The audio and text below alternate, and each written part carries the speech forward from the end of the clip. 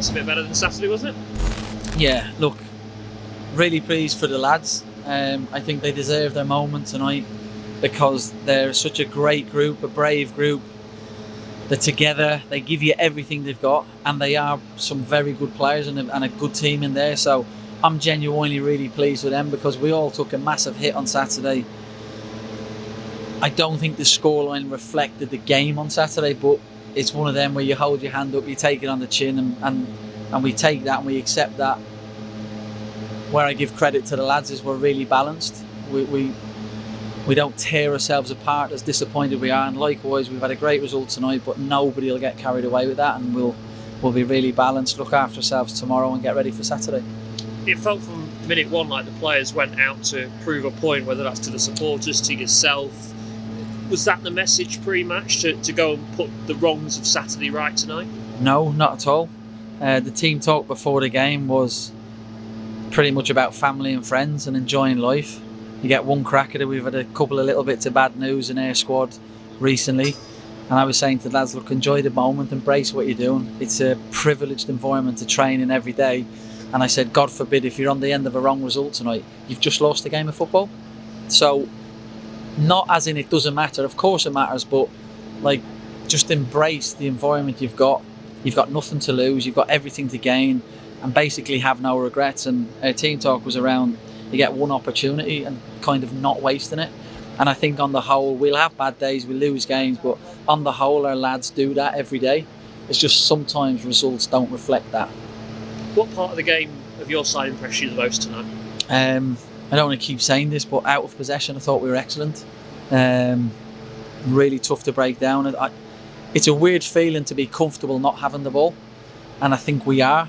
And it's not a backs to the wall, everybody defends for their lives. There's a real structure to it, and I think we've been excellent at that. But actually on transitions I also thought we were very good with Ben House's goal with counter pressing. But in terms of the first 25 minutes, I actually thought we were excellent on the ball. So I think it was the all-round performance today was a big plus. And again, I'm just really pleased for the lads more than anybody, and and our fans. They had a tough hit on Saturday, and for those that weren't there, it was a bitter blow for everybody. So I would hope tonight that everybody's feeling a bit perkier. Goals of all kinds as well. A midfielder running onto a ball, a centre forward doing what a centre forward should do, and a defender getting his head on a cross. It was a little bit of everything, wasn't it? Yes, and none of it down to me. No, we were pleased. Actually, Matty and I had a laugh and a joke after the game. It's something we've spoke about before the game, without boring you. It's all credit to Matty. So pleased with that. I think counter pressing, we've been very, very good this year, and that it was nice to see that effect. I actually thought Ben may have taken a touch too many, but his calmness in front of the goal was brilliant. And I'm really pleased for him because we don't ever want to lose our best players, but if I was in the Championship, I'd be looking at Ben House right now. So I was pleased that he went and did what he did against a good Championship side, because we see that on a regular basis, but people want to see it against the next level, and so did many others. And with the set piece, we've been really, really good defending set pieces this year, but we've, for whatever reason, it's not gone in the back of the net offensively. So really pleased for the staff, because although I oversee everything, the staff behind me put a huge amount of emphasis on that, and I was pleased to see one goal in the back of the net. I'm pleased for Portia. It's his first goal for the club. One of the questions we've asked on social media tonight is, what is it about these away games where it's almost, people don't expect you to get a result outside of the club surroundings? They might go, well, but Bristol are the favourites, Barnsley are the favourites, Ipswich are the favourites. What is it about these games that brings out the best of your side, do you think?